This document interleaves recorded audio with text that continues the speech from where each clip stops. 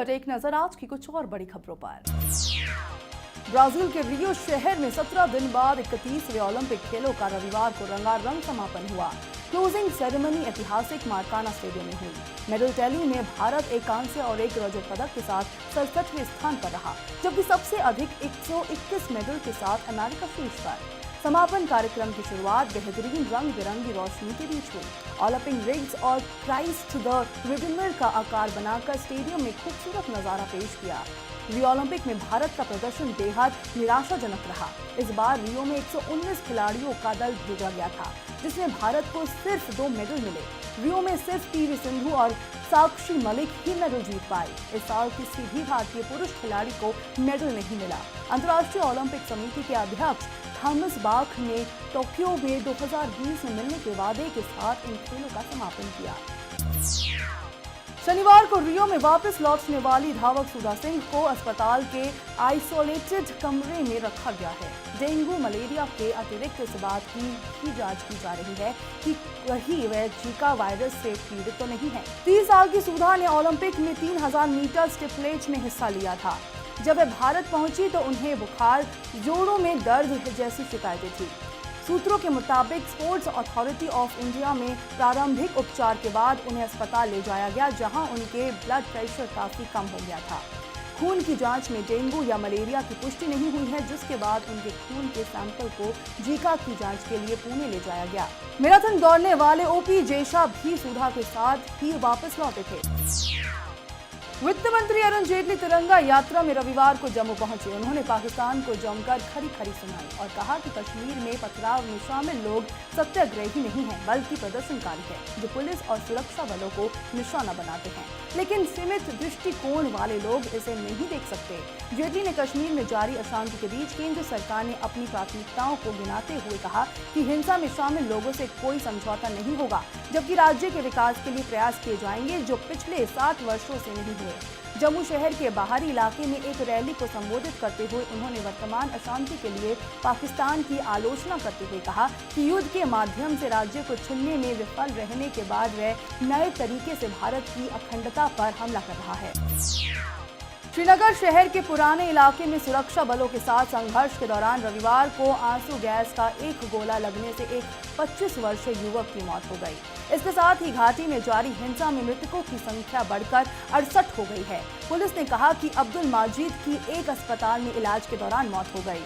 Curfew Srinagar के फतेह कादराल में सुरक्षा बलों के साथ संघर्ष के दौरान आंसू गैस का एक गोला सीने में लगने के बाद इलाज के लिए उसे अस्पताल लाया गया था। पुलिस के अनुसार प्रदर्शनकारियों के समूह ने कर्फ्यू का उल्लंघन कर एक विरोध मार्च निकाला। प्रदर्शनकारियों ने सुरक्षा बलों पर पथराव किया, जिन्होंने भीड़ को तितर बितर करने के लिए आंसू गैस के गोले छोड़े। पुलिस ने कहा कि बारामूला जिले के बहरमपुरा और राफियाबाद इलाकों में भी सुरक्षा बलों के साथ संघर्ष हुए। जवाहरलाल नेहरू यूनिवर्सिटी की एक छात्रा ने पीएचडी स्कॉलर पर रेप का आरोप लगाया है। छात्रा का कहना है कि पीएचडी स्कॉलर ने उसे हॉस्टल के रूम में बुलाकर उसके साथ रेप किया। छात्रा जेएनयू में ऑल इंडिया स्टूडेंट्स एसोसिएशन की सदस्य है। बसंत कुंज थाना पुलिस ने आरोपी के खिलाफ केस दर्ज कर लिया है और मामले की जांच में जुटी है। पुलिस के मुताबिक आरोपी अनमोल जेएनयू में पीएचडी कर रहा है। वह जेएनयू के ब्रह्मपुत्र हॉस्टल में 335 नंबर रूम में रहता है। शनिवार रात उसने छात्रा को किसी बहाने से अपने रूम में बुलाया और उसे शारीरिक संबंध बनाने को कहा। छात्रा के ऐसा करने के इनकार करने पर आरोपी ने उसका रेप किया। छात्रा की मेडिकल जांच में रेप की पुष्टि हुई है। फिलहाल आरोपी फरार है। पुलिस उसकी तलाश में जुटी है। प्रधानमंत्री नरेंद्र मोदी पर बसपा सुप्रीमो मायावती के हमलों का जवाब देते हुए बीजेपी ने उल्टा मायावती की जाति विशेष की राजनीति पर ही सवाल उठा दिया। बीएसपी सुप्रीमो पर पलटवार करते हुए बीजेपी के राष्ट्रीय सचिव श्रीकांत शर्मा ने कहा कि मायावती सिर्फ दलित वोट बटोरने का ही काम करती है, जबकि उन्हें दलितों से कोई लेना देना नहीं है। बीजेपी ने इस मौके पर समाजवादी पार्टी को भी आड़े हाथों लिया और कहा कि सपा और बसपा दोनों के बीच साठगांठ चल रही है। इन दोनों दलों को बीजेपी ने विकास विरोधी, गरीब दलित और किसान विरोधी बताया है, जबकि उनके उलट केंद्र सरकार किसान, गरीब दलित के हित के कार्य में लगी है, जिसकी वजह से ही दोनों पार्टियां परेशान हैं। इसलिए ये बीजेपी पर झूठे आरोप लगाती है। मायावती के खिलाफ विवादित बयान देकर चर्चा में रहे दयाशंकर सिंह की पत्नी स्वाति सिंह ने अलीगढ़ में रविवार को पत्रकार वार्ता में कहा कि चुनाव लड़ने से ज्यादा महत्वपूर्ण मुद्दा मां और बेटी के सम्मान की लड़ाई है। चुनाव अगले वर्ष होंगे, इसलिए हर कोई यही सवाल पूछ रहा है कि चुनाव की बात से मेरी लड़ाई कमजोर होगी, इसलिए इस बारे में कोई बात नहीं करे। मायावती यदि सहारनपुर से लेकर मऊ तक किसी सामान्य सीट पर चुनाव लड़ेगी तो उनके खिलाफ जरूर चुनाव लड़ेगी। उन्होंने कहा कि वह एक बार मायावती से सबके सामने बैठकर कुछ सवाल करना चाहती है। वह स्वयं को बहन जी और देवी बोलती हैं। मैं उसी देवी से पूछना चाहती हूँ कि आखिर जिस देश में बच्चियों को देवी मनाकर पूजा जाता है, उसका अपमान करने का अधिकार उन्हें किसने दिया? कांग्रेस उपाध्यक्ष राहुल गांधी ने रविवार को प्रधानमंत्री नरेंद्र मोदी पर उनके सूट के Guinness book of world records में दर्ज कराने को लेकर निशाना साधा। उन्होंने कहा कि ये प्रधानमंत्री के जबरदस्त बलिदान का महज पुरस्कार है। कांग्रेस उपाध्यक्ष ने ट्वीट किया, मोदी जी के बड़े बलिदान के लिए महज पुरस्कार। राहुल ने सूट से जुड़ी उस रिपोर्ट को भी टैग किया जिसे Guinness book of world records में नीलामी में बिका हुआ सबसे महंगा सूट बताया है। मोदी ने अमेरिकी राष्ट्रपति बराक ओबामा के साथ पिछले साल मुलाकात के दौरान मोनोग्राम वाला सूट पहना था। इसको लेकर विवाद हुआ था। इस सूट ने नीलामी में सर्वाधिक महंगे बिकने वाले सूट के तौर पर Guinness book of world records में अपना नाम दर्ज कराया है।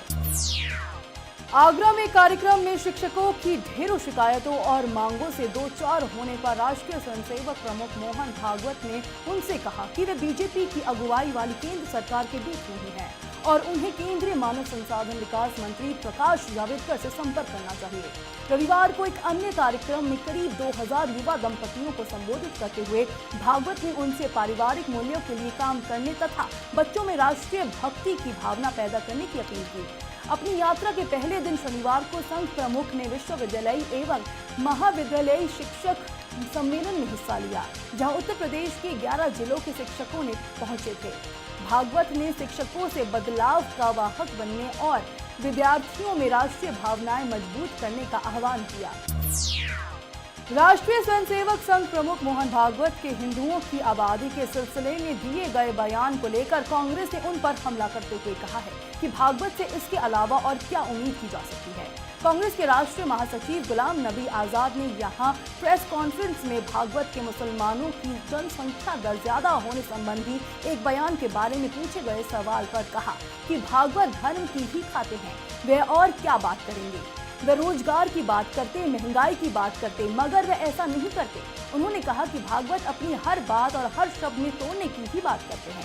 भागवत ने शनिवार को आगरा में शिक्षकों के एक कार्यक्रम में कहा था, कौन सा कानून कहता है कि हिंदुओं की आबादी नहीं बढ़नी चाहिए?